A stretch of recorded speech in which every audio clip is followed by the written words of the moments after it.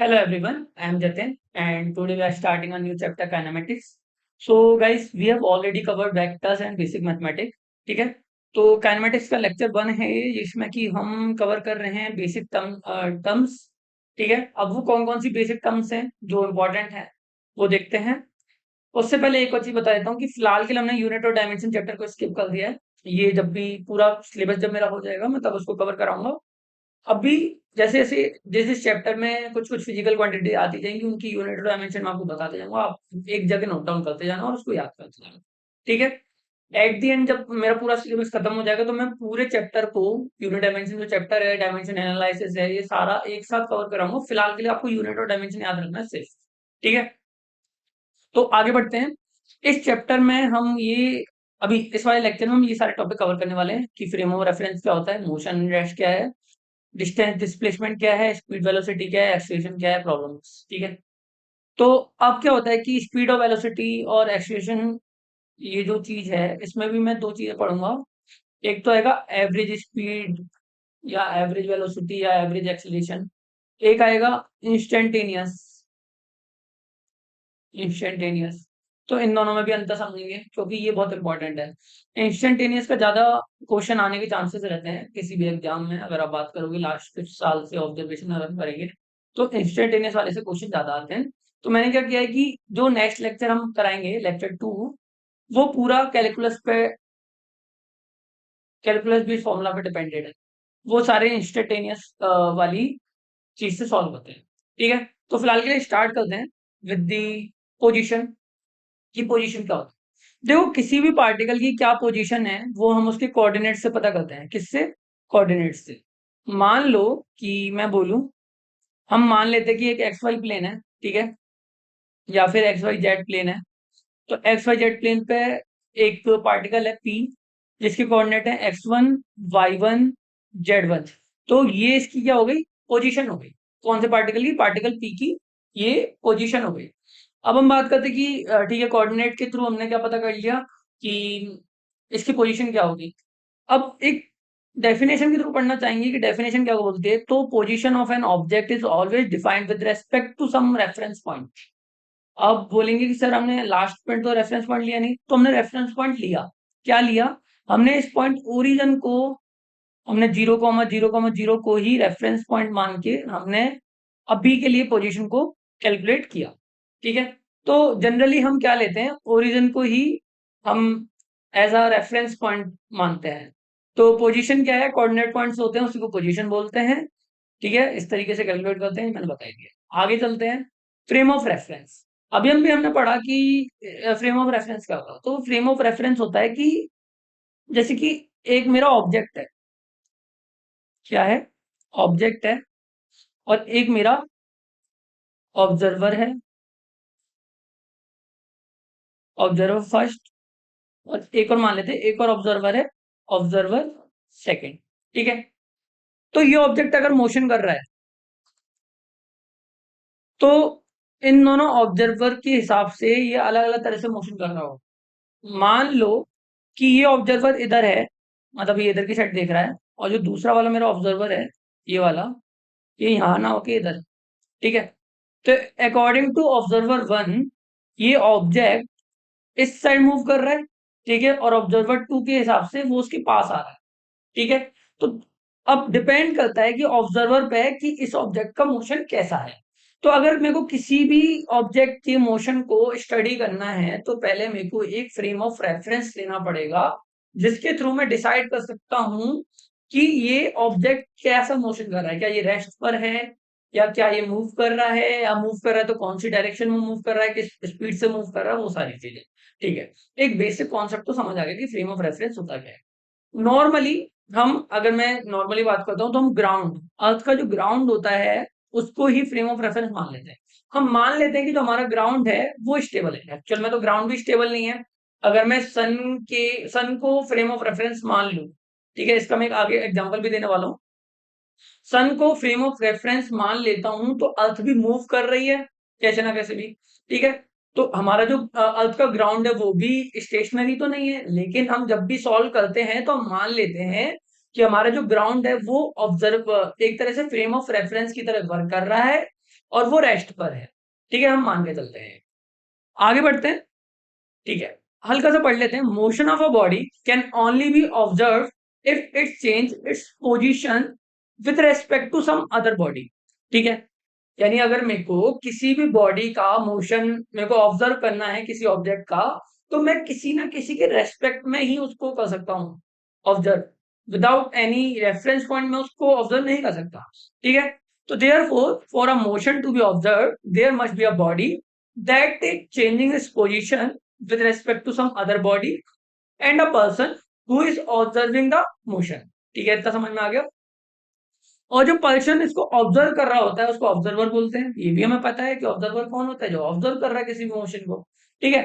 तो उस ऑब्जर्वर को ही हम एक तरह से फ्रेम ऑफ रेफरेंस का नाम लेते हैं, कि उसके रेफरेंस में ही हम स्टडी कर रहे हैं कि एक व्हीकल किस तरह से मोशन कर रहा है। जनरली हम ओरिजिन को मानते हैं अगर हम पोजीशन कोऑर्डिनेट्स के हिसाब से देखते हैं तो, और अगर हम नॉर्मली बोलते हैं कि एक गाड़ी है वो जा रही है, तो हम ग्राउंड के रेस्पेक्ट में उसकी मोशन बोल रहे हैं कि वो ग्राउंड हमारा रेस्ट पर है और वो गाड़ी ग्राउंड पे मूव कर रही है विद दिस स्पीड और दिस वेलोसिटी, ठीक है। आगे चलते हैं, थोड़ा सा कॉन्सेप्ट क्लियर हो गया होगा। दो एग्जांपल दूंगा अच्छे अच्छे से। मैंने माना कि अर्थ है और अर्थ पे मेरा एक ऑब्जर्वर है, मैंने मान लेता हूँ कि ग्राउंड पे ही मेरा एक ऑब्जर्वर है, ठीक है। और यहाँ पर अर्थ का ग्राउंड मान लेते हैं। जैसे अर्थ तो वैसे तो एक तरह से स्फीयर होता है, ठीक है, लेकिन जब हम ग्राउंड की बात करते हैं तो हमें फ्लैट दिखता है। तो हम ग्राउंड पे आ जाते हैं कि ग्राउंड पे एक आदमी है जो कि किसी वेलोसिटी से किसी स्पीड से मूव कर रहा है इस ग्राउंड पर, ठीक है। और यहीं ग्राउंड पे इसी के पास में एक आदमी खड़ा था, तो उसने इसके मोशन को ऑब्जर्व किया, कि मतलब इसको अगर मैं ऑब्जर्वर मान लूं, लेकिन इसने जो ऑब्जर्व किया वो विद रेस्पेक्ट टू क्या किया, विद रेस्पेक्ट टू ग्राउंड किया, क्योंकि ग्राउंड एक तरह से रेस्ट पर है, ये मान लेते हैं हम।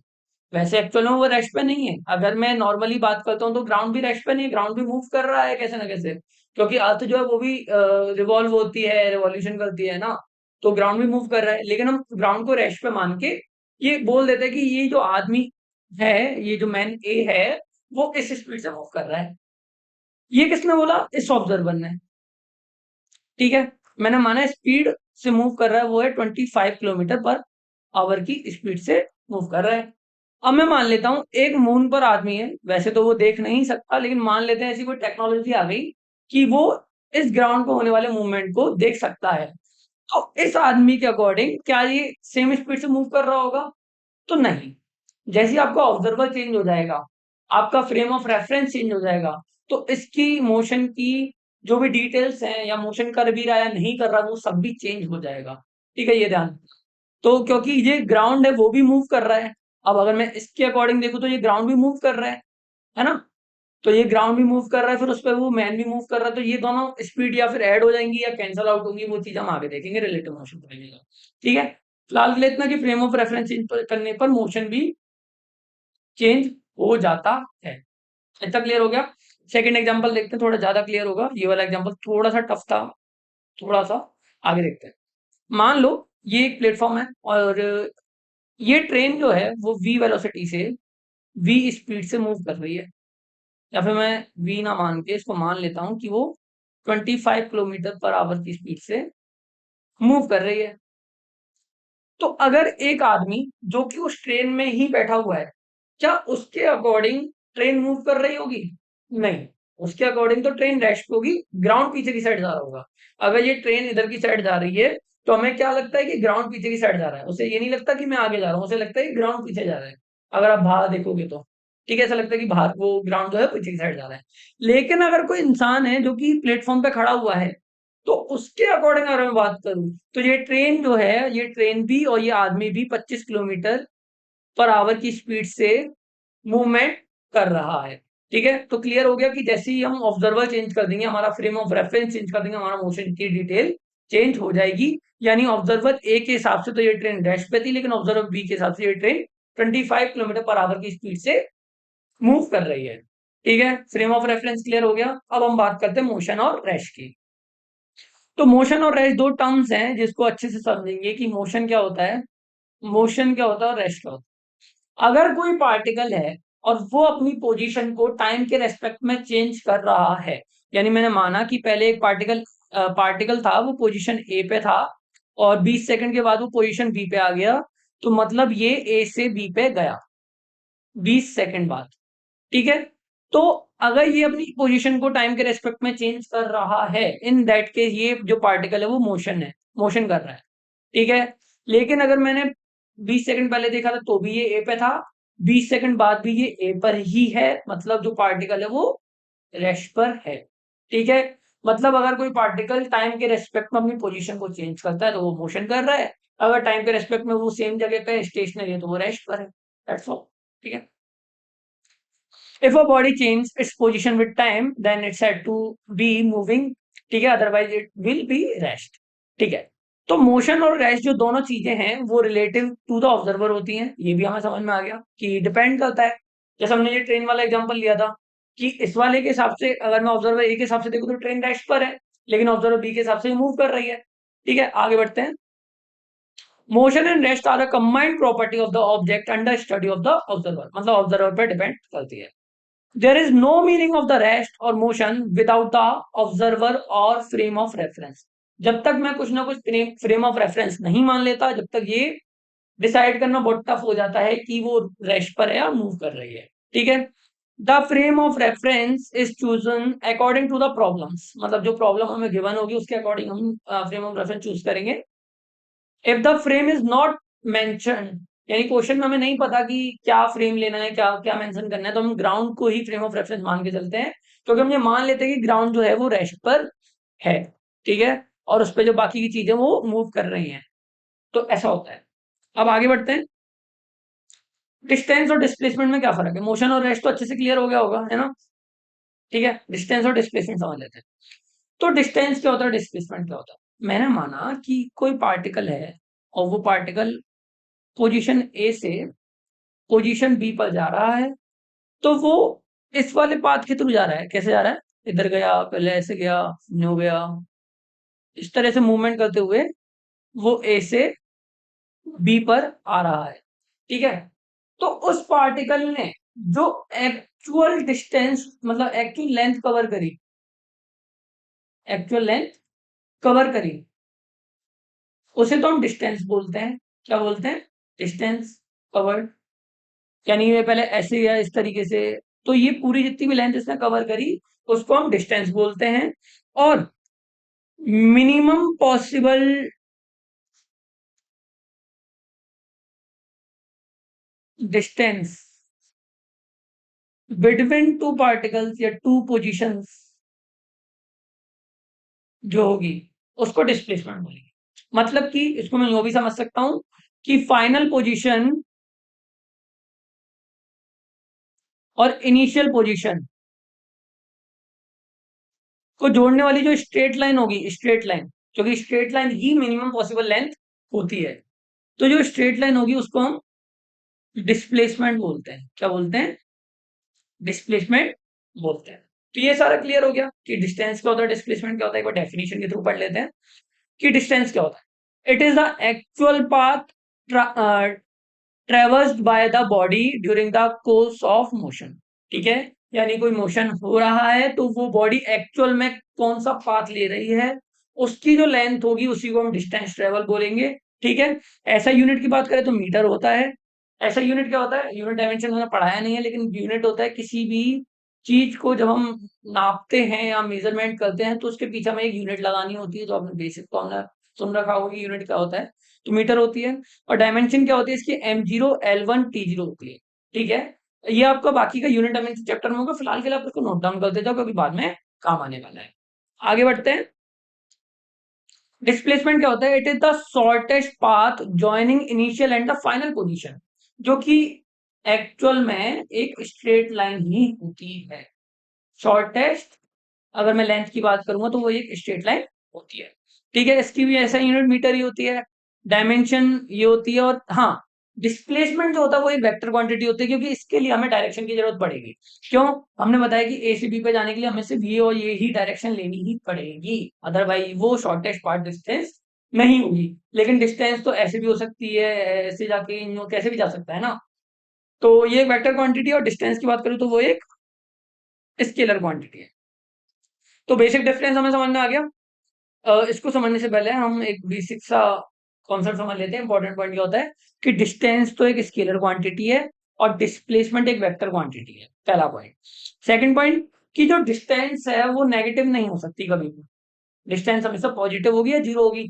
जीरो कब होगी? मान लो कि एक पार्टिकल रेस्ट पर है तो उसके लिए डिस्टेंस कवर क्या होगी? जीरो होगी, क्योंकि वो चल ही नहीं रहा है, वो अपनी ही डिस्टेंस मतलब जिस पोजीशन पे पहले था उसी पोजीशन पे बाद में है, तो उसने कुछ भी डिस्टेंस को ट्रेवल नहीं किया है, किसी भी पाथ लेंथ को कवर नहीं किया है, तो उसके लिए वो जीरो होगी। लेकिन वो नेगेटिव कभी नहीं हो सकती। लेकिन अगर मैं डिस्प्लेसमेंट की बात करूं, क्योंकि डिस्प्लेसमेंट एक वेक्टर क्वांटिटी है, तो वो पॉजिटिव भी हो सकती है, वो नेगेटिव भी हो सकती है, और वो जीरो भी हो सकती है। एग्जाम्पल देता हूं, माना कि पहले एक बॉडी है वो ए पॉइंट पे थी, ठीक है, और अगर मैं बात करूं कि एक्सिस एक्स एक्सिस और वाई एक्सिस, ठीक है, तो ये जीरो जीरो होता है, ये पॉजिटिव साइड होती है और ये नेगेटिव साइड होती है, हमें पता है।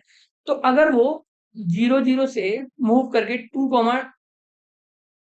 0 पॉइंट पे जाती है, ठीक है, 2, 0 पॉइंट पे जाती है इस पॉइंट पे, तो ये तो हो गया पॉजिटिव डिस्प्लेसमेंट। लेकिन अगर ये 2, 0 पर ना जाके सी पॉइंट पे जा रही है जो कि -2, 0 है, तो ये हो गया नेगेटिव डिस्प्लेसमेंट। तो वो डायरेक्शन पे डिपेंड करता है, ठीक है। थर्ड पॉइंट है जो बहुत ही इंपॉर्टेंट है, इसलिए मैंने बहुत अच्छे से हाईलाइट कर रखा है कि डिस्टेंस जो होता है वो ऑलवेज ग्रेटर देन और इक्वल टू डिस्प्लेसमेंट होता है। या डिस्टेंस का magnitude is always greater than और इक्वल टू डिस्प्लेसमेंट का मैग्नीट्यूड। कैसे समझते हैं? खाली स्लाइड लेते हैं, खाली स्लाइड, ठीक है, यहाँ पे देख लेते हैं। मैंने माना कि एक पार्टिकल ए है और एक पार्टिकल बी है। ए से बी पे जाने के लिए शॉर्टेस्ट पाथ क्या है? ये, तो ये तो इसका डिस्प्लेसमेंट हो गया। अब इसके बाद अगर मैं किसी भी और पाथ से डिस्टेंस को कवर कर रहा हूं, तो वो सीधी सी बात है कि इससे तो बड़ी ही होगी, इससे तो बड़ी ही होगी, छोटी तो नहीं सकती। अगर छोटी होती तो वो डिस्प्लेसमेंट होता, क्योंकि हमें तो शॉर्टेस्ट पॉसिबल पाथ जो होता है वही तो डिस्प्लेसमेंट होता है, ठीक है। तो बाकी के जो पाथ होंगे वो सारे तो क्या होंगे? Distance is always greater than और इक्वल टू डिस्प्लेसमेंट। मान लो इक्वल टू कब आएगा? जब वो चल ही ऐसे रहा है, वो उसी वाली डायरेक्शन में जा रहा है जिस डायरेक्शन में वो शॉर्टेस्ट पॉसिबल को कवर कर सकता है, तो वही डिस्टेंस हो गया, वही उसका डिस्प्लेसमेंट हो गया, ठीक है। तो ये कॉन्सेप्ट है और ये बहुत इंपॉर्टेंट है, तो इसको ध्यान रखना। इससे आगे ही थोड़ा सा और कवर करके हमें पता चलेगा कि स्पीड जो होता है वो भी greater than equal to velocity का मैग्नीट्यूड होता है। वेलोसिटी का मैग्नीट्यूड इज ग्रेटर देन और less than equal to speed का मैग्नीट्यूड। तो ये भी निकल के आएगा, लेकिन आगे तो देखते हैं कैसे। उससे पहले एक और चीज देख लेते हैं कि डिस्प्लेसमेंट टर्म्स ऑफ पोजीशन है। मैंने माना कि मेरे पास एक पॉइंट R1 है, ठीक है, जो कि इनिशियल पोजीशन है पार्टिकल की। R1 जो है वो इनिशियल पोजीशन है, मतलब पहले पार्टिकल इस पोजीशन पे था, फिर वो मूव होके R2 पे गया, वो जो है वो फाइनल पोजीशन है। और R1 के कोऑर्डिनेट क्या है? X1 Y1 Z1, ठीक है। और R2 के कोऑर्डिनेट्स क्या है? X2 Y2 Z। तो अगर मेरे को अब बताना है कि डिस्प्लेसमेंट कितना है, तो मैं पहले डेल्टा आर से लिखूंगा। और ये वेक्टर क्वांटिटी है, पोजीशन भी, तो ये भी वेक्टर लगाएंगे और यहाँ भी वेक्टर लगाएंगे, तो ये जो हो जाएगा वो डिस्प्लेसमेंट वेक्टर हो जाएगा।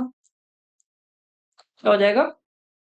डिस्प्लेसमेंट वेक्टर हो जाएगा, ठीक है। और इसको कैसे निकालेंगे? Delta R vector final position जो कि R2 वेक्टर है, minus initial position R1 vector. और दो वेक्टर को माइनस कैसे करते हो वो मैंने आपको वेक्टर वाले चैप्टर में सिखाया था, लेक्चर नंबर 1 में, ठीक है। तो R2 वेक्टर क्या होगा?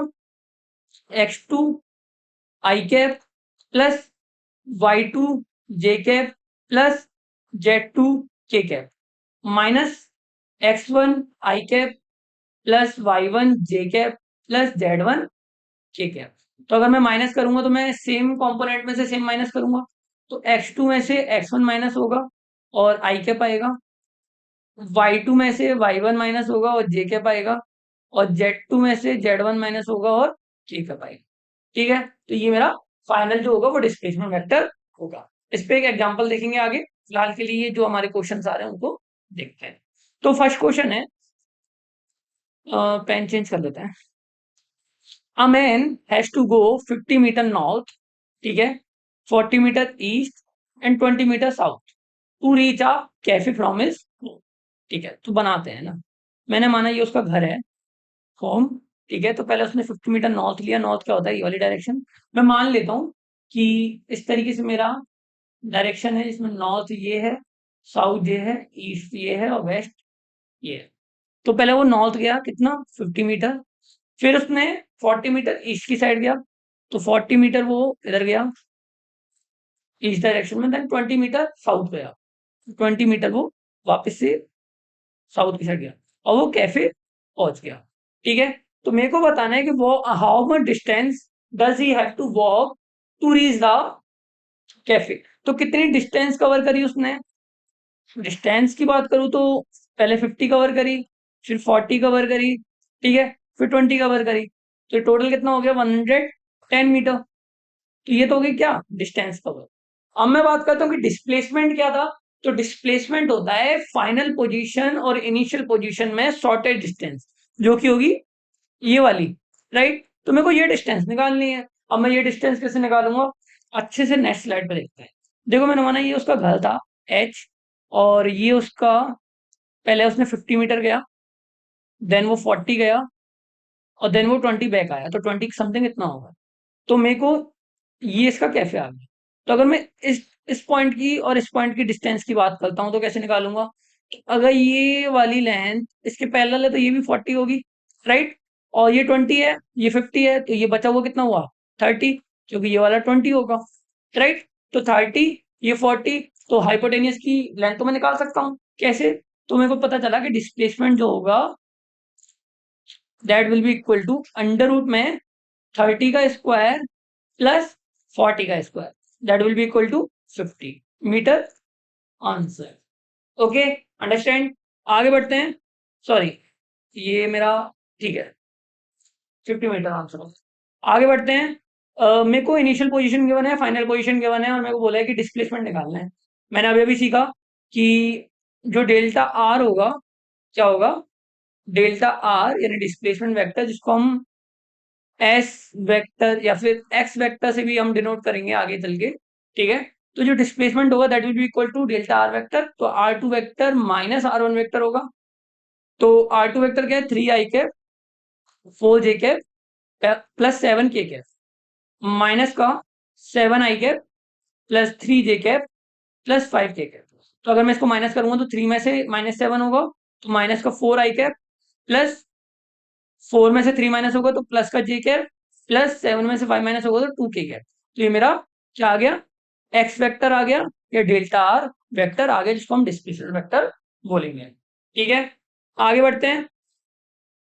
हाँ, और अगर बोल दे कि डिस्प्लेसमेंट का मेरे को मैग्नीट्यूड निकालना है तो कैसे निकालोगे। मेरे को पता है कि इस वेक्टर का मैग्नीट्यूड कैसे निकालते हैं। अगर ये एक्स आई कैप प्लस वाई जे कैप प्लस जेड के कैप की फॉर्म में है तो अंडर रूट में तीनों का स्क्वायर कर लेंगे। ठीक है, हमें पता है। तो इसका निकालना हो तो कैसे करेंगे, अंडर रूट में 4 का स्क्वायर 16, अगर मेरे को इसको मॉड निकालना है तो मॉड निकालना है तो 16, 1 का 1 2 का 4, तो अगर मैं इसको सॉल्व करूंगा अंडर रूट में 21 आएगा। ठीक है, ऐसे निकाला। A person is walking in a circular park of radius r, ठीक है, then find out the distance and the displacement if he is moving। तो पार्ट ए तो ये हो गया और पार्ट बी ये हो गया, मेरे को दोनों के लिए अलग अलग करके निकालना है। तो पहले मैं मान लेता हूँ ए से सी की बात करें, तो पहले वो क्या गया, ए से सी पे जाने में शॉर्टेस्ट डिस्टेंस क्या है, ये वाली, तो ये कितनी हो गई आर और आर, क्योंकि आर उसकी रेडियस है। तो पार्ट वन मैं मानता हूं कि ए से सी पे जा रहा है, तो जो डिस्प्लेसमेंट होगा वो कितना होगा, डिस्प्लेसमेंट कितना होगा r plus r equal to 2r। लेकिन अगर मैं डिस्टेंस की बात करूं तो डिस्टेंस कितनी होगी, ये वाला पाथ, और ये वाला पाथ में लेंथ में निकाल सकता हूं, क्योंकि ये क्या है सेमी सर्कल है, और सेमी सर्कल के लिए जो पेरीमीटर निकालना होता है वो वैसे, अगर एक सर्कल की बात करूं तो पेरीमीटर कितना होता है 2 पाई आर। ठीक है, तो सेमी सर्कल के लिए क्या होगा, हाफ हो जाएगा तो पाई आर हो जाएगा, तो आंसर हो जाएगा इसका distance level pi r. Concept समझ में आ गया, ठीक। अब मैं बात करता हूँ पॉइंट नंबर सेकंड के लिए, कि मैं सेकंड पॉइंट ले रहा हूँ कि ए से बी पे जा रहा है, तो ए से बी पे जाने के लिए शॉर्टेस्ट लेंथ क्या है, ये वाली, राइट, यही है। और इसको मैं कैसे निकाल सकता हूँ, मेरे को पता है कि ये रेडियस आर है और ये रेडियस आर है और ये परपेंडिकुलर ही होगा, ऑब्वियस सी बात है। तो ये कितना होगा, √2r होना चाहिए। तो अगर मैं डिस्प्लेसमेंट की बात करूं तो मैं पाइथागोरस से निकाल लूंगा अंडर रूट में r square plus r square, जो कि होगा √2r। ठीक है। और अगर मैं डिस्टेंस की बात करूं, तो एक सर्कल की पेरीमीटर का 1/4 पार्ट लेना है। कितना पार्ट लेना है? 1/4 पार्ट। तो πr/2 हो जाएगा। ये मेरा आंसर हो गया। ठीक है, समझ आ गया कॉन्सेप्ट? आगे चलते हैं। A particle start from the origin, goes along the x axis up to the point this. ठीक है, then the return along the same line this. तो क्या हुआ कि मैंने माना ये एक्स एक्सिस है और उसने 0 0 से स्टार्ट किया। तो पहले वो 20,0 तक गया, पहले इधर गया, फिर उसने रिटर्न लिया और वो इधर तक आया -20,0 तक। तो उसने टोटल कितना डिस्टेंस ट्रेवल किया? तो डिस्टेंस कितना आ गया? पहले वो 20 गया और फिर वो प्लस का 20 से -20 आया, तो ये 40 हो गया। तो कितना हो गया डिस्टेंस? 20 + 40 = 60 मीटर। अगर मैं बात करूँ डिस्प्लेसमेंट की, इनिशियल पोजीशन तो ये थी और फाइनल पोजीशन क्या है? ये है।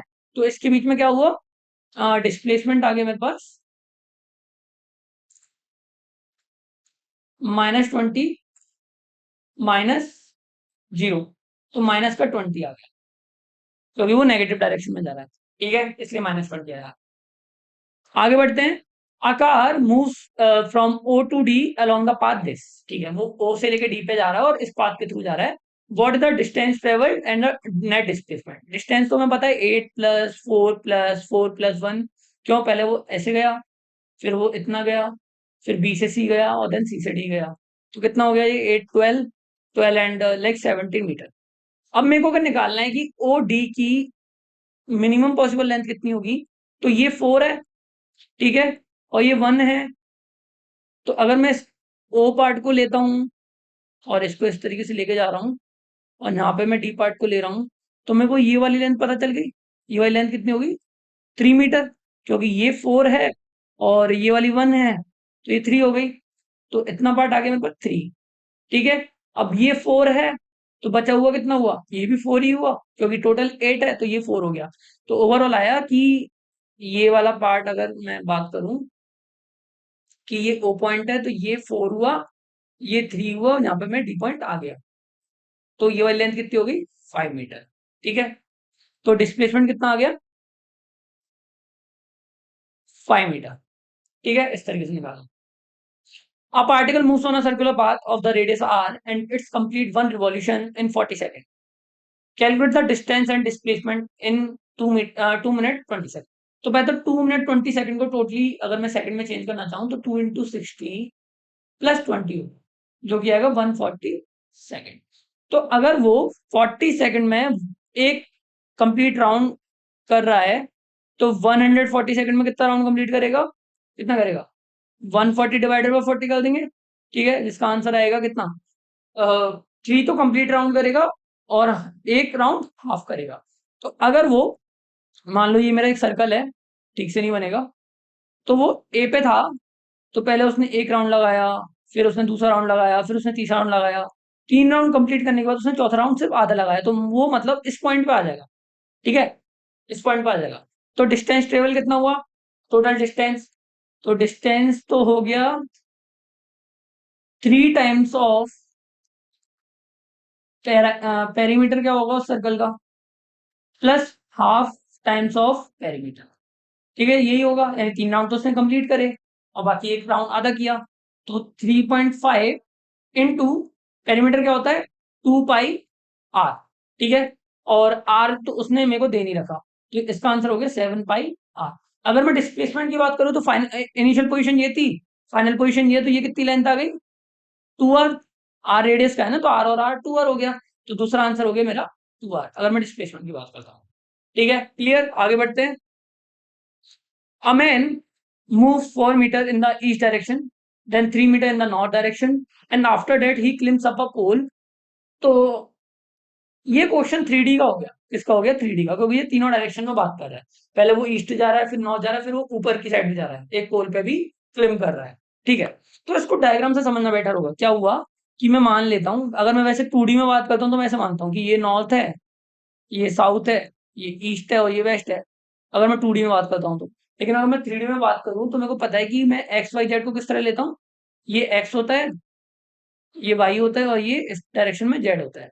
ठीक है, तो अगर मैं अप डाउन को भी इंक्लूड करूं ईस्ट वेस्ट में, तो ये मेरी ईस्ट डायरेक्शन हो गई, ये मेरी वेस्ट डायरेक्शन हो गई। अगर मैं बात करूं ऐसे, तो ये अंदर की साइड वाली डायरेक्शन मेरी नॉर्थ हो गई, और जो बाहर की साइड आ रही है वो मेरी साउथ हो गई। ऊपर वाली अप हो गई और नीचे वाली डाउन हो गई। तो इतना समझ आया कि थ्री डी में किस तरह से लेना होता है। ठीक है, तो अगर मैं इसको एक्स वाई जेड से कंपेयर करूँ, तो ये मेरा एक्स हो गया और ये मेरा माइनस एक्स डायरेक्शन हो गई, ये मेरी माइनस का जेड डायरेक्शन हो गई, ये जेड डायरेक्शन हो गई। ठीक है, ये वाई हो गई और ये माइनस वाई हो गई, मान लिया। अब इसको हम अपने क्वेश्चन से समझते हैं। मैंने क्यूब की तरह लिया है इसको सॉल्व करने के लिए। देखो वैसे अगर आप नॉर्मली बात करोगे तो इसको सॉल्व करना आसान है, लेकिन आप पहली बार कर रहे होगे, इसलिए मैंने इसको बहुत अच्छी तरीके से एक्सप्लेन करना चाहा है, एकदम विजुअलाइज करके। तो मैंने माना ये मेरा क्यूब ओ पॉइंट मेरा इनिशियल पॉइंट हो गया, ये मेरा इनिशियल पॉइंट हो गया, और वो मूवमेंट कर रही है कैसे ना कैसे, और किसी पॉइंट पे जाके रुक रही है, वो मेरा फाइनल पॉइंट हो जाएगा। तो अगर मैं बात करूं कि 4 मीटर ईस्ट डायरेक्शन में गई, तो ईस्ट डायरेक्शन मैंने मान लिया ये, तो करे ईस्ट डायरेक्शन में लेके 4 मीटर। देन वो 3 मीटर नॉर्थ डायरेक्शन में गई, तो फिर वो नॉर्थ डायरेक्शन कौन सी, मेरी अंदर की साइड वाली, तो ए बी डायरेक्शन में वो 3 मीटर गई, राइट। देन उसने क्लेम किया 12 मीटर, तो इस पॉइंट से उसने 12 मीटर क्लेम किया। कितना? 12 मीटर। तो मेरा फाइनल पॉइंट कौन सा हो गया, ये वाला पॉइंट मेरा फाइनल पॉइंट हो गया। अब मेरे को जो डिस्प्लेसमेंट देखना होगा ना, वो होगा इस पॉइंट से लेके ये वाला पॉइंट, 3D में। ठीक है, एक तरह से इस वाले क्यूबॉइड का डायगोनल, ये क्यूबॉइड बन रहा होगा क्योंकि ये हो गया 4 का, ये हो गया 3 का, और ये हो गया 12 का, तो ये क्यूबॉइड ही बनेगा ना।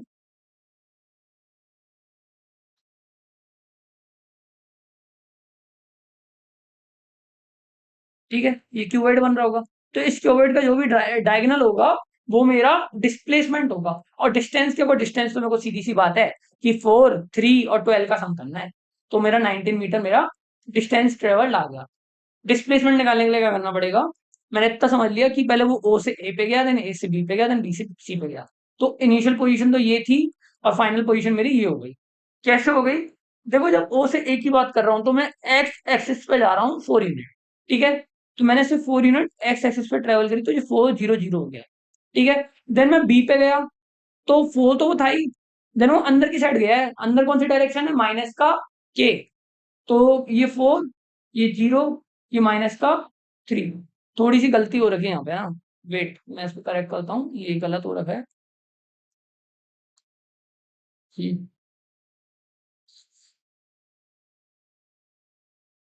आंसर तो करेक्ट ही आएगा, आंसर में दिक्कत नहीं है भाई, ये गलती हो गई है थोड़ी सी, इसको करेक्ट कर देते हैं। ठीक है, 4 0 - 3 हो गया, अंदर की साइड का माइनस का जेड वाली डायरेक्शन बढ़ जाएगी। देन वो ऊपर की साइड जा रहा है जो कि वाई डायरेक्शन है, तो वाई डायरेक्शन में भी 12 हो जाएगा, तो फाइनल क्या आ गई, 4 12 - 3, ये मेरी फाइनल पोजिशन क्या होगी, फाइनल। और ये मेरी क्या थी, इनिशियल पोजिशन थी। तो अगर मेरे को इसका मैग्नीट्यूड निकालना है, तो मैं क्या करूंगा, final minus initial, final minus initial, final minus initial. तो अगर मैं ओसी वेक्टर की बात करूं, तो मेरा आंसर आएगा 4 i cap plus 12 j cap minus 3 k cap. अगर मैं मान लेता हूं कि ये मेरी डायरेक्शन जो है वो इस तरीके से वर्क कर रही है, ये मान रहा हूं मैं, एक्चुअल में ये होता है नहीं, ये हमने क्या कर लिया कि एक सिंप्लीफाई फॉर्म बना दी। ठीक है, कि इस तरीके से मान के सॉल्व करने में आसानी रहेगी। तो मेरा फाइनल आंसर क्या आएगा, इसको सबको अंडर रूट में लेके स्क्वायर कर दूंगा, तो फाइनल आंसर आएगा 13 मीटर। तो डिस्टेंस तो आ गई, डिस्टेंस कवर आ गई 19 मीटर, और डिस्प्लेसमेंट आ गया 13 मीटर। ठीक है, इस तरीके से निकालेंगे। आगे बढ़ते हैं अगले क्वेश्चन पे। सॉरी, क्वेश्चन खत्म हो गया, अगला टॉपिक चालू हो गया, स्पीड एंड वेलोसिटी। देखो, अगर मैं बात करूं कि स्पीड और वेलोसिटी में क्या डिफरेंस होता है, तो अभी मैंने डिस्टेंस और डिस्प्लेसमेंट को समझा ना, तो मुझे कुछ नहीं करना, सब सेम है। Rate of change in distance, sorry क्या किया, rate of change in position, मैंने डिस्टेंस बोल दिया, in position is known as velocity. क्योंकि रेट जो चेंज इन पोजीशन होता है वो हमें क्या दिखाता है, डिस्प्लेसमेंट दिखाता है। क्या दिखाता है? डिस्प्लेसमेंट दिखाता है। लेकिन अगर मैं बात करूं कि रेट ऑफ डिस्टेंस ट्रेवल्ड, तो वो मेरा स्पीड दिखाएगा। समझ में नहीं आया सर, कंफ्यूज होगा? तो वापस से देखते हैं। मैंने माना कि मेरे पास एक पॉइंट ए है और मेरे पास एक पॉइंट बी है, और मैं ए पॉइंट से बी पॉइंट पे जा रहा हूँ किसी ना किसी तरीके से। लेकिन मेरी जो शॉर्टेस्ट पॉसिबल लेंथ होगी वो क्या होगी? ए से बी पे यही होगी, स्ट्रेट लाइन, जिसको मैं डिस्प्लेसमेंट भी बोलता हूँ। ठीक है, लेकिन मैं एक्चुअल में ऐसे ना जाके पूरा इस तरीके से घूम घूम के कैसे ना कैसे जाके बी पे आ रहा। ठीक है, तो मेरा एक्चुअल पाथ क्या हो गया? ये इस तरीके से गया, है ना? तो डिस्टेंस ट्रेवल क्या हो गई? जो ए से बी का ये वाला पाथ होगा, ये वाला पाथ होगा, वो डिस्टेंस ट्रेवल हो गई। तो ये मेरा हो गया डिस्टेंस। अगर मैं इस पूरे ए से बी में जाने में मैं 40 सेकंड लगा रहा हूँ, कितने सेकंड लगा रहा हूँ? 40 सेकंड। तो अगर मैं स्पीड निकालने की, मेरी स्पीड कितनी थी, तो मैं डिस्टेंस का डिवाइड कर दूंगा मेरे टाइम से, तो मेरे पास क्या आ जाएगा? स्पीड आ जाएगा। लेकिन मेरे को निकालना है कि मेरी वेलोसिटी कितनी थी। तो वेलोसिटी क्या है? वेलोसिटी एक वेक्टर क्वांटिटी होती है। तो वेलोसिटी एक वेक्टर क्वांटिटी होती है जो कि डिपेंड करती है डिस्प्लेसमेंट पर। मान लो कि मैंने इस पॉइंट ए से चालू किया और 20 सेकंड के बाद में वापस से इसी पॉइंट ए पे आ गया, तो मैंने कुछ ना कुछ डिस्टेंस तो ट्रेवल करी, लेकिन मेरा डिस्प्लेसमेंट तो जीरो ही था, क्योंकि इनिशियल पोजीशन और फाइनल पोजीशन सेम है, तो डिस्प्लेसमेंट क्या हो गया? जीरो हो गया। तो इन दिस केस मेरी वेलोसिटी क्या हो जाएगी? जीरो हो जाएगी। ठीक है, लेकिन मेरी स्पीड क्या होगी? अगर ये आर रेडियस का है तो टोटल डिस्टेंस ट्रेवल क्या होगी? 2 पाई आर, और टाइम टेकन क्या हो गया? टी। तो स्पीड हो गई 2 पाई आर बाई टी। लेकिन मेरे डिस्प्लेसमेंट जीरो है, तो मेरी वेलोसिटी भी क्या होगी? जीरो होगी। तो वेलोसिटी इक्वल टू क्या होगा? Displacement upon time. तो जो जो चीज हमने स्पीड और मतलब डिस्टेंस और डिस्प्लेसमेंट के बारे में पढ़ी, वो सिमिलर तरीके से स्पीड और वेलोसिटी के बारे में होगी। आगे बढ़ते हैं। तो स्पीड हो गया ये, और वेलोसिटी हो गया ये, टाइम टेकन। थोड़े से डिफरेंस है, उनको देख लेते हैं। ये बहुत ज्यादा ओके, पॉइंट्स पढ़ते हैं। हाँ, तो स्पीड क्या होता है? It defines as the total path length travel divided by the total time taken. ठीक है, पाथ लेंथ क्या होता है? डिस्टेंस। तो distance divided by time taken is known as speed, and velocity is change in position और displacement divided by time taken. तो displacement by time, that is velocity.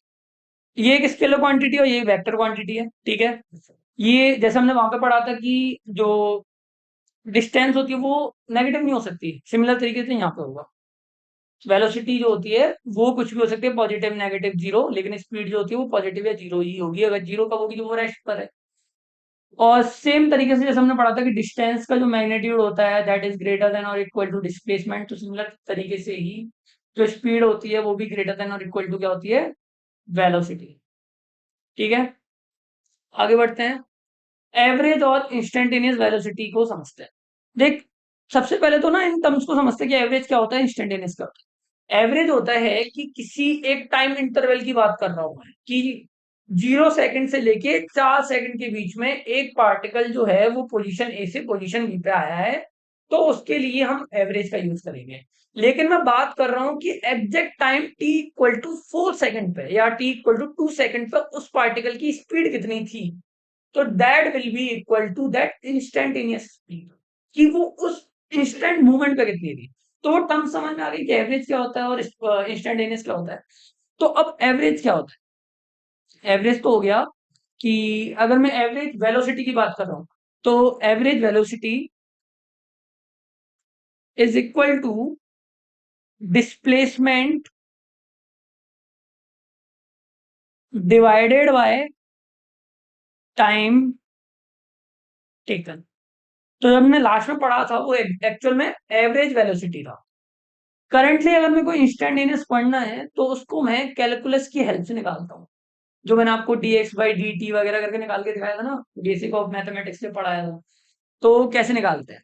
देखो, अगर मेरे को बात करनी है कि इंस्टेंटेनियस वेलोसिटी, तो मैंने माना कि मेरे पास पहले एक पार्टिकल था, वो x1 पोजीशन पे था, देन वो t सेकंड के बाद यानी डेल्टा t टाइम के बाद x2 पोजीशन पे आ गई, तो डेल्टा x क्या हो गया, x2 माइनस x1, ये मेरा क्या हो गया, डिस्प्लेसमेंट।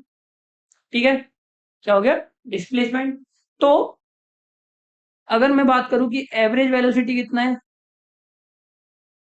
एवरेज वेलोसिटी अगर मैं बात करूं कि v एवरेज ऐसे शो करता है, v vector average that will be equal to displacement कितना है, delta x divided by delta t। ठीक है, अगर मैं बात करूं इंस्टेंटेनियस किसी एग्जैक्ट पॉइंट के लिए, तो वो जो टाइम का इंटरवल है वो बहुत ज्यादा छोटा नहीं हो जाएगा। अगर मेरे को किसी एग्जैक्ट टाइम के लिए निकालनी है तो मैं टाइम इंटरवल क्या लूंगा, बहुत ज्यादा छोटा टाइम इंटरवल लूंगा, लगभग समथिंग इक्वल टू जीरो, बिल्कुल ही छोटा सा टाइम, है ना। तो मैंने क्या किया कि v instantaneous is equal to delta x by delta t, but limit लगा दी कि जो डेल्टा टी होगा वो बहुत ज्यादा छोटा होगा, यानी टेंस टू जीरो होगा।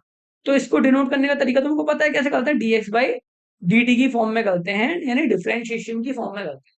तो यहां से मेरे को समझ में आया कि जो इंस्टेंटेनियस वेलोसिटी होती है वो डिफरेंशिएशन ऑफ इट्स पोजीशन होती है।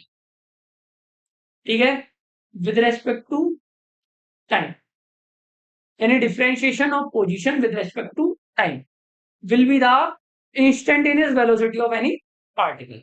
ठीक है, इतना सब समझ में आ गया, आगे बढ़ते हैं। तो अब यहां से समझ आया कि अगर मेरे को वी एवरेज की बात करनी है तो मेरे को delta x by delta T लेना पड़ेगा, और वी इंस्टेंटेनियस की बात करनी है तो मेरे को D x by d T लेना पड़ेगा। इतना समझ में आ गया। ठीक है, तो एवरेज और इंस्टेंटेनियस में फर्क समझ में आ गया। अब एवरेज स्पीड के ना दो केस आते हैं, दोनों केसों को समझना पड़ेगा। पहला केस क्या बोलता है, केस फर्स्ट, जो इसकी लैंग्वेज है वो मैं थोड़े दूसरी कलर से लिख देता हूँ। केस फर्स्ट क्या कहता है कि आप एक पाथ को ट्रेवल कर रहे हो, लेकिन जैसे कि मैं किसी पॉइंट ए से स्टार्ट करके किसी पॉइंट बी पे जा रहा हूँ, ठीक है, और मैं इस पाथ को टोटल कवर करने के लिए मैं दो वेलोसिटी का यूज कर रहा हूँ।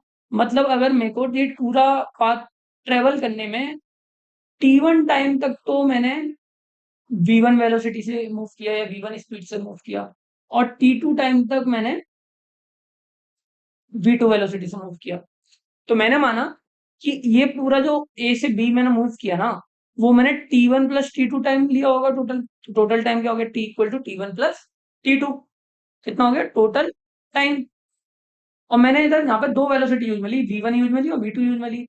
तो मैंने माना कि जब मैं t1 टाइम तक की बात कर रहा हूँ तो मैं इस पॉइंट c तक आ गया हूँ, और इतने पाथ के लिए मैंने v1 वेलोसिटी को t1 टाइम तक यूज में लिया। फिर मैं c से b पे आया v2 वेलोसिटी से t2 टाइम तक। ठीक है, केस समझ में आ गया। तो इन दिस केस मेरी एवरेज स्पीड क्या होगी, एवरेज स्पीड निकालने के लिए क्या करूंगा मैं इन दिस केस, देखो एवरेज स्पीड क्या होता है, डिस्टेंस ट्रेवल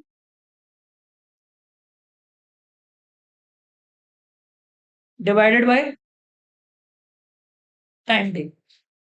तो अगर मैं बात करूं कि ए से सी की लेंथ क्या होगी, तो ए से सी की लेंथ क्या होगी, उसको ट्रेवल करने के लिए जो मैंने वेलोसिटी ली v इनटू टाइम टेकन, ऐसे ही होगा। क्यों, क्योंकि वेलोसिटी क्या होता है, वेलोसिटी होता है डिस्टेंस अपॉन टाइम। तो डिस्टेंस क्या होगा, वेलोसिटी इनटू टाइम, राइट। तो AC की लेंथ क्या होगी, v1 इंटू टी, और CB की लेंथ क्या होगी, v2 इंटू t2, यही होगी। समझ में आ गया। तो अब in this case what I will do, that distance travelled is equal to v1 t1 plus v2 t2। और अगर मैं बात करूं कि टाइम टेकन कितना हुआ, कि टाइम टेकन कितना हुआ, तो टाइम टेकन कितना हुआ t1 प्लस t2, ये हो गया इन जनरल हमें निकालना कैसे होता है।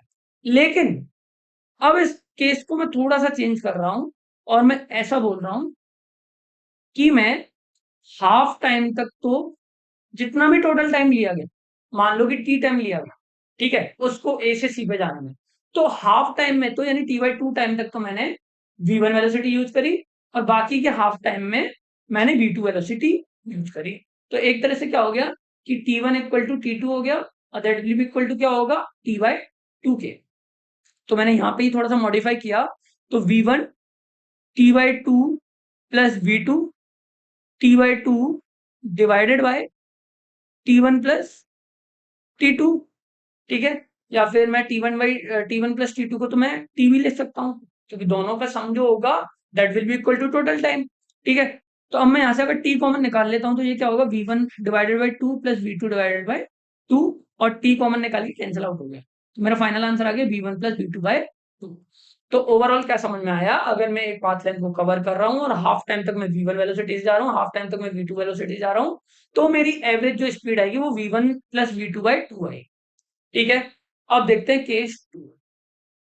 केस 2 क्या कह रहा है कि वही मैं ए से बी पे जा रहा हूं, ठीक है, और इस बार क्या कर रहा हूं मैं कि हाफ लेंथ तक, यानी सी जो हो गया वो मिड पॉइंट हो गया एक तरह से, हाफ लेंथ तक तो मैंने V1 वेलोसिटी यूज करी और बाकी की हाफ लेंथ में मैंने V2 वेलोसिटी यूज करी, ठीक है।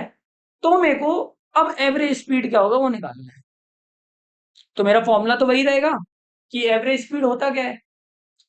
तो एवरेज स्पीड क्या होता है, अगर मैं बात करूं कि ए से सी पे जाने में इसने T1 टाइम लिया और सी से बी पे जाने में इसने T2 टाइम लिया, तो हमें पता है कि स्पीड इज इक्वल टू क्या होता है, डिस्टेंस अपॉन टाइम। तो टाइम इक्वल टू क्या हो जाएगा, डिस्टेंस अपॉन स्पीड, राइट। तो फिलहाल तो मेरे को क्या निकालना है, मेरे को क्या निकालना है, मेरे को निकालना है कि इसने जो T1 टाइम लिया, अगर ये टोटल डिस्टेंस एस है, क्या है टोटल डिस्टेंस एस है, तो इसने S/2 को तो V1 से किया और S/2 को मतलब T2 टाइम में V2 वेलोसिटी से किया। तो अगर मैं T1 की बात करूं तो T1 भी will equal to S/2 divided by velocity, velocity क्या थी V1, और T2 की बात करूं तो S/2 डिवाइडेड बाय V2। तो मेरे पास टाइम टेकन आ गया। तो टोटल टाइम टेकन क्या होगा, टोटल टाइम टेकन होगा T1 प्लस T2, ठीक है, जो कि आएगा S/2 V1 plus S/2 V2, यही आएगा। तो अब एवरेज स्पीड क्या हो गया, total distance divided by total time. तो टोटल डिस्टेंस तो मेरे को पता है एस है, जो मैंने स्टार्टिंग में मानी थी, और टाइम टेकन कितना आ गया, ये इसका सम। तो S divided by 2V1 plus S divided by 2V2। अगर मैं एस से एस कैंसल आउट कर दूं तो मेरे पास आंसर आएगा 1/1/2V1 प्लस 1/2V2। तो मेरा जो फाइनल आंसर मैं इसको कैलकुलेट करूंगा तो मेरा आएगा 2V1V2 divided by V1 plus V2। ये मेरा फाइनल आंसर है। तो दोनों केस समझ में आ गए, पहला कि मैं हाफ ऑफ टाइम के लिए ले रहा हूँ, दूसरा केस कि मैं हाफ ऑफ डिस्टेंस के लिए ले रहा हूँ। थोड़ा सा समराइज कर लेते हैं। अगर मैं हाफ टाइम के लिए बात कर रहा हूँ और मैं V1 और V2 वेलोसिटी से एक पाथ को कवर कर रहा हूँ, तो मेरी V एवरेज क्या होगी, V1 plus V2 divided by 2। अगर मैं V1 V2 V3 तीन टाइम से कवर कर रहा हूँ तो मेरी V एवरेज क्या होगी, V1 plus V2 plus V3 divide by 3, ठीक है, ये सिंपल है। लेकिन अगर मैं बात करूं कि हाफ डिस्टेंस में किसी और स्पीड से कवर कर रहा हूँ, V1 से और दूसरी V2 से, तो मेरा इस केस में V एवरेज क्या होगा, 2V1 V2 divided by V1 plus V2। लेकिन जिसका सिंप्लीफाई फॉर्म होता है 1/2V1 प्लस 1/2V2। लेकिन मैं बात करूं कि मैं उस पाथ को ए बी पाथ को मैं तीन पार्ट में बांट रहा हूँ, बराबर तीन पार्ट में बांट रहा हूँ। ये हो गया पार्ट ए, ये हो गया पार्ट बी और ये हो गया पार्ट सी, और ये तीनों पार्ट इक्वल है, यानी 1/1/3 है, 1/3 1/3 और 1/3। इन दिस केस मेरा जो वी एवरेज आएगा, अगर मैं इस पार्ट को V1 से, इसको V2 से, इसको V3 से कवर कर रहा हूँ, तो मेरा आंसर आएगा 1/1/3V1 plus 1/3V2 plus 1/3V3।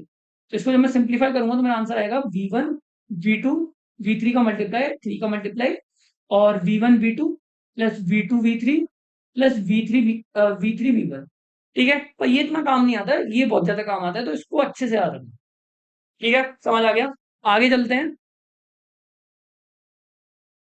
And the question is, a car moves with a velocity of 2.24 km per hour in the first minute, and the 3.60 km hour in the second minute, and the 5.18 km in the third minute.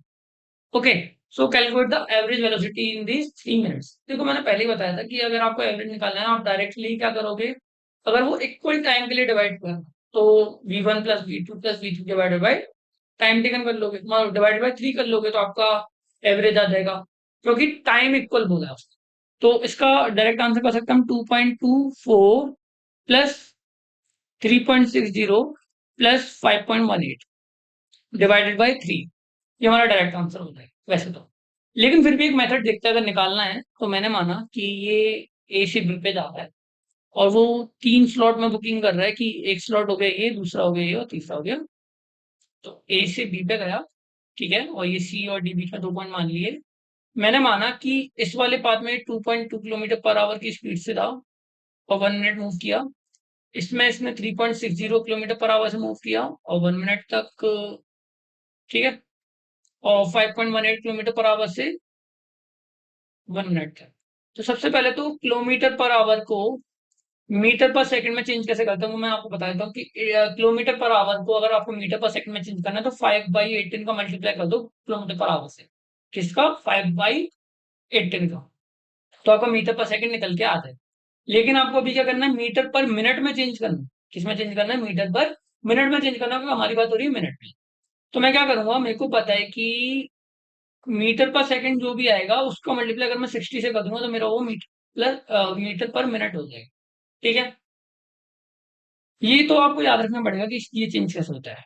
ठीक है, अब आपको पता चल गया कि 1 metre पर second में जा रहा है तो 1 मिनट में कितना जाएगा, 60 × 1 मीटर पर सेकंड कितना जाएगा, राइट।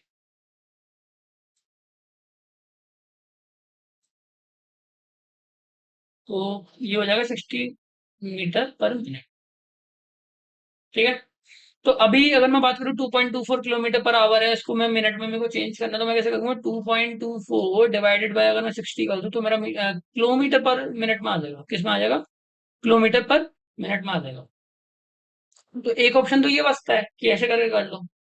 तो मैं क्या करूंगा, मैं टोटल डिस्टेंस कवर निकाल लूंगा एस से, S1 plus S2 plus S3 divided by total time taken कितना होगा।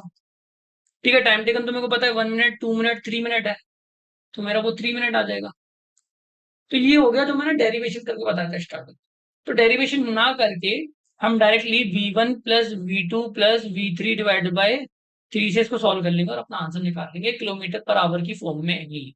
ठीक है, तो 2.24 प्लस 3.6 प्लस 5.18, तो 2.24, 3.6 और 5.18 का अगर मैं सम करूंगा तो मेरा आएगा 2 कैरी लगी 1 एंड 0 कैरी 1, 10.02 है। क्या आएगा? 10.02 kilometre per hour divided by 3 for average.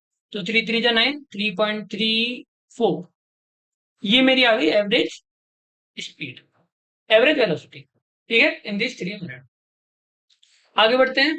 A bird flies due north with a velocity this for 15 second, it rest for 5 second and then flies due south with a velocity 24 metre पर second for 10 second, find the average speed and the magnitude of average velocity for the whole.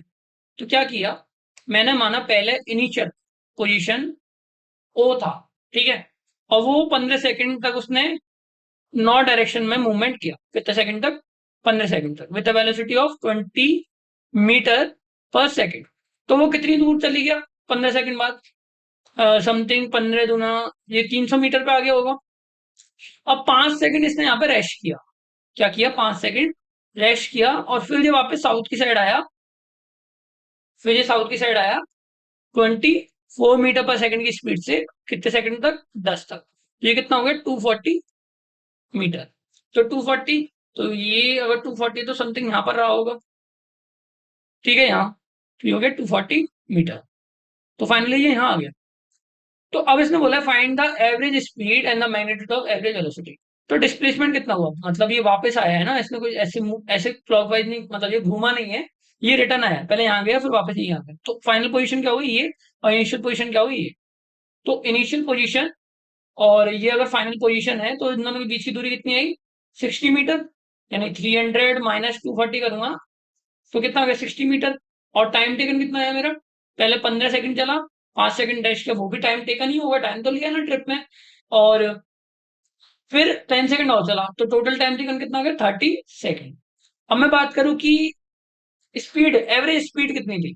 तो speed कितनी थी, पहले इसने distance travel करी 300 metre, फिर इसने distance travel करी 240 मीटर। तो टोटल डिस्टेंस ट्रेवल की अगर मैं बात करूं तो कितनी होगी, 540 मीटर।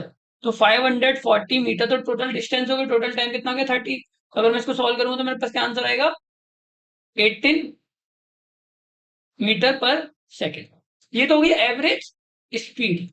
लेकिन हमने को एवरेज वेलोसिटी निकालनी है, तो वेलोसिटी निकालने के लिए मैं डिस्प्लेसमेंट की बात करूंगा। डिस्प्लेसमेंट कितना है, 60 मीटर, और टाइम टेकन कितना है, 30 सेकंड। तो ये आ गया 2 मीटर पर सेकंड, ये आ गई वेलोसिटी। तो देख लो वेलोसिटी और स्पीड में कितना अंतर है। ये चीज समझ में आई, ठीक है। आगे बढ़ते हैं। Air distance between Kota and Jaipur. देखो एक सिटी कोटा है, ठीक है, और एक सिटी है जयपुर। इन दोनों के बीच की जो एयर डिस्टेंस है वो 260 किलोमीटर है, ठीक है। ये कौन सी डिस्टेंस है, एयर डिस्टेंस। और जो रोड की डिस्टेंस है वो 320 किलोमीटर है। ये होगी रोड की डिस्टेंस। तो एक तरह से समझ में आया कि इन दोनों में शॉर्टेस्ट डिस्टेंस कौन सी है, एयर वाली। ये क्या होगी, शॉर्टेस्ट डिस्टेंस। तो अगर कोई इंसान कोटा से जयपुर जा रहा है किसी भी रास्ते से, किसी भी रास्ते से, चाहे वो हवा से जा रहा है या वो रोड से जा रहा है, उसका डिस्प्लेसमेंट की बात करूं तो वो शॉर्टेस्ट होता है। तो डिस्प्लेसमेंट तो इन बोथ के डिस्प्लेसमेंट इक्वल टू 260 किलोमीटर, जो कि शॉर्टेस्ट डिस्टेंस है, ठीक है। तो अब क्या बोला इसने, और रोड डिस्टेंस ये है, और deluxe bus which moves Jaipur to Kota takes 8 hours. तो टाइम टेकन बाय बस, यानी जो कि रोड के माध्यम से जा रही है, वो 8 आवर ले रही है, ठीक है। और जो time taken by air, aeroplane जो कि एयर के हिसाब से जा रहा हूँ, 15 मिनट ले रहा है। 15 मिनट को मैं 0.25 आवर भी ले सकता हूँ। कैसे, 15 मिनट को अगर मैं को आवर में चेंज करना है तो डिवाइडेड बाय 60 कर दूंगा, क्योंकि एक आवर में 60 मिनट होते हैं, राइट। तो अगर मैंने इसको सॉल्व किया तो मेरे पास 0.25 आवर आ गया। अब मुझसे क्या बोला, एवरेज स्पीड निकालो बस की, एवरेज स्पीड ऑफ बस इन किलोमीटर पर आवर। तो अगर मैं एवरेज स्पीड ऑफ बस बात करूंगा, बस, तो that will be equal to distance travelled by bus divided by time taken. तो डिस्टेंस कितनी ट्रेवल करी, 320, सॉरी हाँ 320, क्योंकि बाय रोड तो ये डिस्टेंस ट्रेवल करनी पड़ेगी। तो 320 डिवाइडेड बाय टाइम टेकन कितना, बस के हिसाब से 8 आवर। तो ये 320 किलोमीटर बाय 8 आवर, तो ये 40 किलोमीटर पर आवर आ गया। क्या आ गया, 40 किलोमीटर पर आवर। पहला आंसर तो हो गया 40 किलोमीटर पर आवर। दूसरी चीज समझो कि अगर मैं बात करूं एवरेज वेलोसिटी बाय बस, तो डिस्प्लेसमेंट की मैंने बात करी। अगर मैं मान लो ये कोटा है और ये मेरा जयपुर है, और मैं एक रोड के रास्ते से आ रहा हूँ जो कि ये मेरे को ऐसे ऐसे ऐसे घुमा के कहीं से ला रहा है, तो वो 320 किलोमीटर पड़ रहा है। कितना पड़ रहा है, 320 किलोमीटर। और मैं अगर एयर से आ रहा हूँ, एयर से, तो वो मेरा 260 किलोमीटर पड़ रहा है। तो अगर मैं अभी फिलहाल के लिए मेरे पास जो डेटा है उसमें शॉर्टेस्ट डिस्टेंस कौन सी, 260 किलोमीटर। तो मेरे लिए डिस्प्लेसमेंट क्या हो गया, 260 किलोमीटर, चाहे वो किसी भी हिसाब से हो। अगर मैं बस से भी डिस्प्लेसमेंट बोलूंगा वो भी 260 किलोमीटर ही होगा, क्योंकि डिस्प्लेसमेंट क्या होता है, shortest distance between two points, ठीक है। तो वो हो गया 260 किलोमीटर। तो 260 किलोमीटर, और बस ने कितना टाइम लिया है, 8 आवर, ठीक है। तो ये हो गया किलोमीटर पर आवर में इसका आंसर, 260 डिवाइडेड बाय 8। इसको सिंपलीफाई करेंगे। एवरेज स्पीड ऑफ एरोप्लेन, तो एरोप्लेन ने तो 260 किलोमीटर ही तय किया, क्योंकि प्लेन ने तो शॉर्टेस्ट पाथ ही लिया था, और उसने 0.25 आवर में इसको कवर कर लिया। तो इसकी स्पीड आ जाएगी, अगर मैं 4 इंटू 260 कर दूंगा तो, ठीक है, जो कि आएगा 1040 किलोमीटर पर आवर, ये आएगा, ठीक है। और अगर मैं बात करूं कि एवरेज वेलोसिटी ऑफ एरोप्लेन, तो वो भी वही होगा कि शॉर्टेस्ट पॉसिबल डिस्टेंस तो अभी भी 260 किलोमीटर ही है, शॉर्टेस्ट पॉसिबल लेंथ बोलूं तो, ठीक है। तो अब यहां से एक चीज क्लियर हुई कि वेलोसिटी जो है वो इक्वल टू स्पीड होगी इन द केस ऑफ, अगर वो जो सिलेक्टेड पाथ उसने लिया है जिस डिस्टेंस ट्रेवल में उसने जो पाथ लिया है वो शॉर्टेस्ट पाथ ही है, तो वो दोनों इक्वल हो रही है। ठीक है, अगले क्वेश्चन में चलते हैं। Particle moves on a straight line such that way the की फर्स्ट हाफ डिस्टेंस तो उसने इतनी इस स्पीड से तय करी, और सेकंड हाफ उसने twice in two equal time interval with the velocity of this. ठीक है, समझो। पॉइंट ए और पॉइंट बी, मेरे पास दो पॉइंट है। अब लैंग्वेज को समझना, लैंग्वेज थोड़ी सी टफ हो रही है यहाँ पर। उसने पहली हाफ डिस्टेंस जो ट्रेवल करी, पहली हाफ डिस्टेंस जो सी है, वो इसका मिड पॉइंट है मान लो, वो उसने 3 मीटर पर सेकंड की स्पीड से तय करी। और जो सेकंड हाफ इसने तय करी है, वो कैसे तय करी है? दो अलग अलग टू इक्वल टाइम इंटरवल के लिए, टू इक्वल टाइम इंटरवल के लिए 4.5 मीटर पर सेकंड से और 7.5 मीटर पर सेकंड से ट्रेवल करिए। ठीक है, तो पहले अगर मैं बात करूं कि सी और बी के बीच में एवरेज एवरेज वेलोसिटी क्या रही होगी, मैं निकाल सकता हूं क्योंकि अलग अलग टाइम के लिए बात हो रही है। तो जब मैंने बोला था कि इक्वल टाइम के लिए बात होगी, तो V1 और V2 को ऐड करके डिवाइडेड बाय 2 कर दूंगा तो एवरेज आ जाएगा। तो यहाँ पे मैं वही करूंगा कि 4.5 को और 7.5 को ऐड करके डिवाइडेड बाय 2 कर दूंगा, तो मेरे पास 6 मीटर पर सेकंड आ जाएगा। तो पाथ बीसी के लिए मेरे पास एवरेज आ गया 6 मीटर पर सेकंड, और ये मेरे पास है 3 मीटर पर सेकंड। अब ये क्या हो गया, हाफ ऑफ लेंथ के लिए हो गया। अब मैं हाफ ऑफ लेंथ वाला फॉर्मुला लगा दूंगा जो कि होता है 2v1 v2 divide by v1 plus v2। अब मैं ये वाला फॉर्मुला लगा दूंगा क्योंकि अब ये हाफ ऑफ डिस्टेंस का हो गया, तो ये हो गया 2 × 3 × 6 डिवाइडेड बाई 9। तो मेरा आंसर आया 4 मीटर पर सेकंड। ये मेरी एवरेज आ गया फाइनल 4 मीटर पर सेकंड। ठीक है, आगे बढ़ते हैं। A particle goes from point A to B, moving in a semicircle of radius 1 meter in 1 second. Find the magnitude of its average velocity. देखो एवरेज वेलोसिटी की अगर मैं बात करूंगा तो एवरेज वेलोसिटी कब निकलती है, जब मेरे को displacement divide by time taken करते हैं। तो डिस्प्लेसमेंट कितना है, ये 1 मीटर है, और ये 1 मीटर है क्योंकि ए से बी पे जा रहा है, तो डिस्प्लेसमेंट कितना हो गया 2 मीटर। अगर डिस्टेंस की बात करता तो वो सेमी सर्कल में जा रहा है, तो डिस्टेंस कितना होता है 2 पाई r डिवाइड बाई 2, जो कि पाई आर होता है, और पाई इंटू आर की वैल्यू 1 है। तो पाई मीटर या पाई जो भी मेरे को वहां मीटर ही देखा तो पाई मीटर होता है, लेकिन अभी मेरे को डिस्प्लेसमेंट निकालना तो 2 मीटर आ गया। और 2 मीटर वो 1 सेकंड में ट्रेवल कर रहा है, कितना 1 सेकंड में, तो आंसर मेरा आ गया 2 मीटर पर सेकंड। ये मेरी वेलोसिटी हो गई, आंसर हो गया। एक्सलेशन देखो, जैसे हमने पढ़ा था कि rate of change in position is equal to velocity, वैसे ही rate of change in velocity is equal to acceleration. अब वेलोसिटी में चेंज की जो रेट होगी वो एक्सेलरेशन होगी। मान लो कि पहले ए पे जब यहाँ पे था, वो 25 मीटर पर सेकंड की वेलोसिटी से मूव कर रहा था, और 5 सेकंड के बाद इसकी वेलोसिटी कितनी हो गई, 30 मीटर पर सेकंड हो गई। तो इसकी वेलोसिटी में चेंज आया 5 सेकंड में। ठीक है, तो अब जो इसमें चेंज की रेट होगी उसको मैं एक्सलेशन बोलूंगा। तो एक तरह से एक्सलेशन क्या हो गया, acceleration is equal to change in velocity divided by time taken. ठीक है, तो v2 minus v1 divided by t2 minus t1। ठीक है, या फिर डेल्टा टी, यानी टाइम कितना लगेगा, डेल्टा टी। तो delta v by delta t equal to क्या हो गया मेरा एक्सेलरेशन। ठीक है, अब एक्सेलरेशन की यूनिट होती है मीटर पर सेकंड स्क्वायर, और इसकी डायमेंशन होती है m0l1t-2। फिलहाल के लिए नोट डाउन कर लो, बाद में मैं जब चैप्टर बनाऊंगा तब एक्सप्लेन करूंगा। ठीक है, मीटर पर सेकंड स्क्वायर होती है, कैसे आई? अब मेरे को पता है कि वेलोसिटी का क्या होता है मीटर पर सेकंड, और वापस डिवाइड बाय टाइम करो तो मीटर पर सेकंड स्क्वायर नहीं हो जाएगा। ठीक है, ऐसे निकालता है। अब बात सुनो कि अगर मैं बात करूं कि एक्सेलरेशन जो है वो एक वेक्टर क्वांटिटी होती है। एक और पॉइंट आ गया कि एक्सेलरेशन क्या होती है, वेक्टर क्वांटिटी होती है। तो वेक्टर क्वांटिटी में जो वैल्यू होती है वो पॉजिटिव भी हो सकती है, वो नेगेटिव भी हो सकती है, और वो जीरो भी हो सकती है। तीनों केस समझते हैं। अगर मैं बोलता हूं कि मेरा एक्सेलरेशन जो है वो पॉजिटिव है, एक्सेलरेशन क्या है, पॉजिटिव है, इसका मतलब कि जो मेरा व्हीकल है वो एक्सेलरेट कर रहा है। क्या कर रहा है, एक्सेलरेट कर रहा है, यानी उसकी वेलोसिटी जो है वो टाइम के अकॉर्डिंग बढ़ती जा रही है।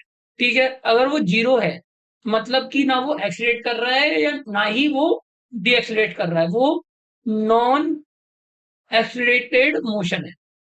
ठीक है, यानी उसकी जो वेलोसिटी है वो कांस्टेंट बनी रहेगी। क्या बनी रहेगी, कांस्टेंट बनी रहेगी। अब मैं बात करूं कि नेगेटिव है, तो इसका मतलब है कि वो डी एक्सीलरेट कर रहा है, यानी वेलोसिटी जो है वो टाइम के संग डिक्रीज हो रही है। ठीक है, तीनों पॉइंट समझ आ गए। तो अब ये भी दो ही होती है, एक तो होता है एवरेज और एक होता है इंस्टेंटेनियस। जैसे मैंने पहले एक्सप्लेन किया, देखो मैं इसको जल्दी जल्दी एक्सप्लेन कर रहा हूँ क्योंकि लेक्चर थोड़ा सा बड़ा हो गया है और ये जो चीज है वो रिपीट हो रही है, मतलब एवरेज और इंस्टेंटेनियस अभी अभी मैंने एक्सप्लेन किया। तो ए इक्वल टू एवरेज की बात करूं तो delta we by delta T होगा, ए वेक्टर एवरेज। और अगर मैं ए वेक्टर इंस्टेंटेनियस की बात करूं तो वो डीवी बाई डी टी होगा, क्या होगा, dv by d t. Same तरीके से लिमिट मैं delta t times to zero कर दूंगा। ठीक है, तो ये कॉन्सेप्ट समझ में आ गया। अब जितने भी मैंने आज इंस्टेंटेनियस से रिलेटेड बताया उसका मैं एक भी क्वेश्चन नहीं करा रहा, वो जो अगला लेक्चर आएगा वो पूरा इसी में बेस्ड होगा कि कैलकुलस की प्रॉब्लम किस तरह से कैलकुलेट में सॉल्व होती है। ठीक है, आगे बढ़ते हैं। एक क्वेश्चन है, particle moves on a circular path of the radius 5 metre पर second with a constant speed 5 metre पर सेकंड। ठीक है, find the magnitude of its average acceleration when it complete half of the revolution. देखो ये question थोड़ा सा tough है समझने के लिए, तो इससे पहले मैं एक इजी क्वेश्चन ले लेता हूं।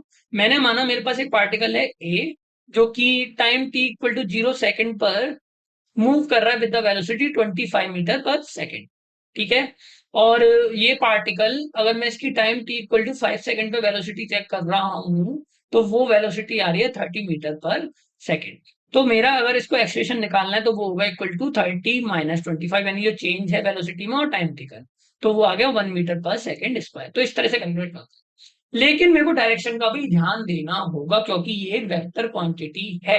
अभी तो मैंने दोनों को एक ही डायरेक्शन में लिया, एक्स डायरेक्शन में। अगर ये ऐसा होता कि पहले वो इस डायरेक्शन में जा रहा है देन वो इस डायरेक्शन में जा रहा है, अगर मैं मान लूं कि ये 25 मीटर पर सेकंड से इस डायरेक्शन में था, फिर ये 25 मीटर पर सेकंड से इस डायरेक्शन में था। ठीक है, तो अगर मैं इसको बांटू कि ये एक्स डायरेक्शन है और ये माइनस का वाई डायरेक्शन है, तो पहले ये 25 आई कैप था, अब ये माइनस का 25 जे कैप है, माइनस का जे कैप डायरेक्शन हुई। तो ए वेक्टर क्या हो गया, फाइनल क्या होगी, फाइनल होगी माइनस का 25 जे कैप और इनिशियल क्या हो गई 25 आई कैप। तो ये हो गया ए वेक्टर। अब मेरे को अगर इसका मॉड निकालना है तो मैं कैसे निकाल लूंगा, अंडर रूट में x square plus y square करके, जो भी मतलब ये कॉम्पोनेंट होंगे इनका स्क्वायर करके। तो इसी तरीके से यहाँ पे सॉल्व होगा कि पहले मान लो कि एक सर्कल है इस तरीके से ए टू बी मान लेते हैं, और उसने ए से स्टार्ट किया तो पहले उसकी स्पीड जो थी वो 5 मीटर पर सेकंड थी, ऐसे होगी, तभी तो वो न्यू मूव कर रहा है।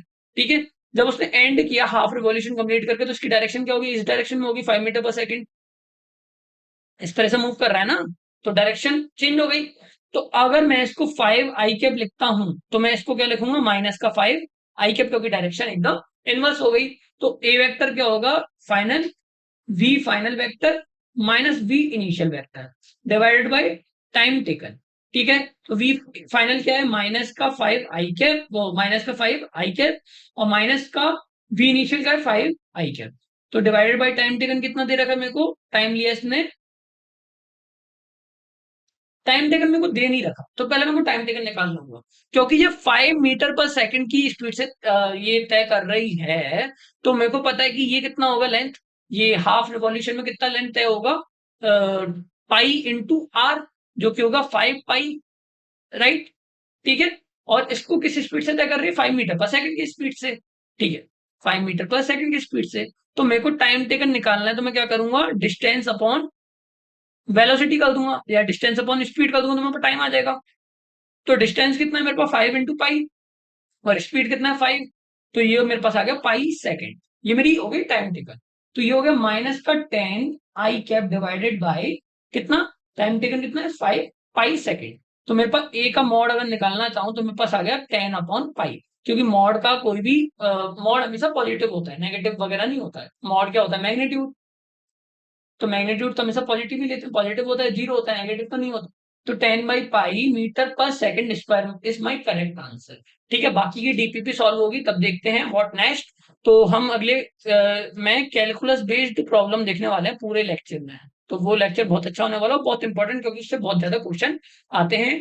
Thank you so much guys, जो डीपीपी है वो आप लगा लेना, डिस्क्रिप्शन में दे रखी है, बाकी आप टेलीग्राम ग्रुप को ज्वाइन कर लो, लाइक करें, शेयर करें, सब्सक्राइब करें। Thank you.